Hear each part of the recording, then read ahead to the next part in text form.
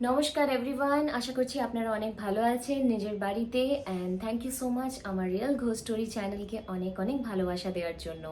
And আজকে আমি নিয়ে এসেছি আরেকটা নতুন রিয়েল ঘোস্ট স্টোরি। আর আমাকে যে শেয়ার করেছে তার নাম হচ্ছে রাকেশ। রাকেশ থাকে দিল্লিতে, বাট ও যে গল্পটি আমার সাথে শেয়ার করেছে সেটা হচ্ছে ওর হোম টাউন হিমাচল প্রদেশে। বন্ধুগণ, হিমাচল প্রদেশ সেটা হচ্ছে নর্থ ইন্ডিয়ার খুবই একটি সুন্দর জায়গা, যেখানে আমরা মোস্টলি ট্যুরিস্ট ভিজিট করতে যাই। আর আমি হিমাচল প্রদেশে ঘুরেছি, সেখানে আমি যখনই গেছি আমার সাথে অনেকে অনেক রকমের স্টোরিজ শেয়ার করেছেন ওখানের যে লোকাল লোকজন আছেন। তো রাকেশ আমাকে অল অফ সাডেন এই স্টোরিটি শেয়ার করেছে হচ্ছে ইমেল আইডিতে আমার। তো গল্পটি যেটি একদম ওর সাথে রিয়েলি ঘটেছে। রাকেশ বেসিক্যালি থাকে হচ্ছে দিল্লি এনসিআর গুড়গাঁও সাইডে। তো he is working in MNC, একটি এমএনসিতে ও চাকরি করে। তো মাঝে মাঝে বাড়ি যাওয়া হয়। তো 15 দিন 16 দিন অন্তর সে বাড়ি যায়। হিমাচলের একটি গ্রামের দিকে ওর বাড়ি, ওখানে ওর ফ্যামিলি থাকে। রাকেশ দিল্লিতে একা থাকে। তো এরকমই একটা টাইম, ডিসেম্বরের টাইম। আর গল্পটি আপনাদেরকে যেটা বলছি সেটা হচ্ছে লাস্ট ইয়ারের ঘটনা। ডিসেম্বরের একটা টাইমে রাকেশ মানে বাড়ি গেছে। তো ওই টাইমটা যেটা ছিল হচ্ছে এই ধরুন নিউ ইয়ারের আগে আগে, মানে এরকমই একটা টাইম যেটা এখন চলছে। তো ওই টাইমে ছুটি পেয়েছে অফিসে অ্যান্ড দেন বাড়ি গেছে। তো এই টাইমে হিমাচলে ভীষণ পরিমাণে না স্নোফলস হয়, প্রচুর স্নোফলস হয়। তো তার জন্য ল্যান্ডস্লাইডিং হয়। ইভেন পাহাড়ি এলাকা তো ভীষণ ল্যান্ডস্লাইডিং অন্য টাইমে গেলেও আপনি পাবেন। ঠিক আছে। তো রাকেশের যে যাতায়াত, ও মোস্টলি বাসেই যাতায়াত করে। দিল্লি থেকে হিমাচলের জন্য বাস যায়। তো ও ওখান থেকে বাস নিয়েছে দিল্লি থেকে, অ্যান্ড ও বাড়ির জন্য রওনা দিয়েছে। রওনা দেওয়ার পর কিছুটা যাওয়ার পর বাস ওরা জানতে পারে যে একটি জায়গাতে ভীষণ পরিমাণে ল্যান্ডস্লাইডিং হচ্ছে। হিমাচল যখন ওরা আর কি প্রবেশ করে, যখন এন্ট্রি করে ওখানে, তো হঠাৎ করেই বাসওয়ালা বলে যে আপনাদেরকে একটু আগে নেমে যেতে হবে অ্যান্ড হেঁটে যেতে হবে, বিকজ এখান থেকে আর বাস নিয়ে ওপরে ওঠা সম্ভব না। হিমাচল ইজ লাইক ওপরে অনেকটা। তো রাকেশ ভাবে যে অনেকটা লেট নাইটও হয়ে গেছে, এবার সন্ধেও ঠিক নয়, মানে অলমোস্ট ইট ওয়াজ অ্যারাউন্ড 12টা 45 কি সরি 11টা 45 এরকম কিছু টাইমিং আমাকে বলেছে। তো তখন বাসওয়ালা ওরকম বলে দেয় যে এরকম আপনাদেরকে যেতে হবে হেঁটে হেঁটে। রাকেশ ভাবে যে এরকম এত রাত্রিরে এত অন্ধকার পথ, ইভেন পাহাড়ি যে এলাকাগুলো হয় না ওখানে, ইট ইজ নট লাইক সিটির মতো হয় না যে লাইটস থাকবে বা লোকজন যাতায়াত বেশি থাকবে। বিকজ একটা টাইমের পর অলমোস্ট ওই 9:30 10টার পর না ওখানে সমস্ত দোকান ওরা বন্ধ করে দেয়। আমি হিমাচলে গেছি, তো আমি দেখেছি একটা ওই 10টার যে টাইমিংটা, তারপরে ওরা সমস্ত কিছু বন্ধ করে আবার সকালে চলে আসে, রাতে সব বন্ধ করে দেয়। তো ওখানে যে সবজি আনা থেকে শুরু করে, হ্যাঁ পোশাক আনা থেকে শুরু করে এভরিথিং ওরা নিচে শহর থেকে গিয়ে নিয়ে আসে।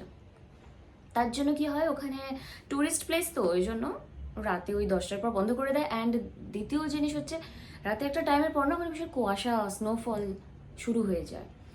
তো ওইরকম একটা সময় 11টা 45, সরি বা 11, ওইরকম, হ্যাঁ 11টা 45 এরকম সময়।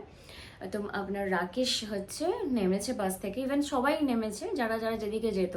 রাকেশের ওখান থেকে আবার ভিলেজ ভেতরে যাওয়ার জন্য মোটামুটি ওকে 45 মিনিটস একটা হেঁটে যেতে হবে। তো হি ওয়াজ লাইক কি কিছুই পাবো না এই সময়, বিকজ ল্যান্ডস্লাইডিংয়ের জন্য সমস্ত কিছু বন্ধ, না গাড়ি যাতায়াত হচ্ছে না কিছুই আসা যাওয়া করছে। তো যাই হোক নেমে ওখান থেকে যায়। এরপর রাকেশ হাঁটা শুরু করে। হাঁটতে হাঁটতে অনেকটা রাস্তা চলে যায়, যাওয়ার পর দেখে যে অনেকটা একা হয়ে পড়েছে, বিকজ ওর যে গ্রাউন্ডটা সেটা অনেকটা ভিতরের দিকে হিমাচলে। তো কিছুটা দূরে, মানে মোটামুটি 50 মিটার দূরে ও একজনকে দেখতে পায়। তো একটা লোককে দেখতে পেয়ে অবভিয়াসলি এরকম অন্ধকার একটা রাস্তায় তার মানে একটা জান আসে যে যাক, কেউ তো যাচ্ছে আমার পথে হেঁটে হেঁটে। তো তখন ও আর কি ডাক দেয়। তো যখন ও পিছনে ঘুরে লোকটি দেখে, তো ও দেখে যে ওরই বন্ধু মোহিত, ঠিক আছে, সে হাঁটছে, হেঁটে যাচ্ছে। তো যাই হোক ওরা গল্প করতে করতে কিছুটা অনেকটা রাস্তা চলে যায় একসাথে। তো মোহিতকে বলে যে ইটস বিন গুড রে, তোর সাথে দেখা হলো এত বছর পরে, অ্যান্ড ভালো হয়েছে যে দেখা হয়েছে। আমি একা একা যেতে ভীষণ ভয় পাচ্ছিলাম রাস্তায় এভাবে। তো এখানে তো জানিসই কিরকম ছিনতাই হয়, ইভেন পাহাড়ের ওরকম জায়গাতে মোস্টলি ছিনতাই প্রচুর বেশি হয়। তো ওরা দুজন যাতায়াত যেতে যেতে যেতে যেতে কিছুটা পরে এবার মোহিতের গ্রাম একটা রোড দিয়ে যেতে হয় অ্যান্ড রাকেশকে আরেকটা রোডে যেতে হয়। তখন ওরা একে অপরকে টাটা বলে। যখন বাড়ি পৌঁছায় Rakesh, that is almost one, মানে রাত্রির 1টা বাজছে। বাড়ি পৌঁছায় যথারীতি দরজা টরজা ওর ভাই খোলে, রাকেশের যে বড় ভাই উনি দরজা খুলে দেন। খোলার পর রাকেশ ঘরে যায় অ্যান্ড যথারীতি একটু একটু খেয়ে ঘুমিয়ে পড়ে, বিকজ রাত্রিরে মা বাবাকে ভাবে ওঠানোটাও আর কি ঠিক মনে করে না।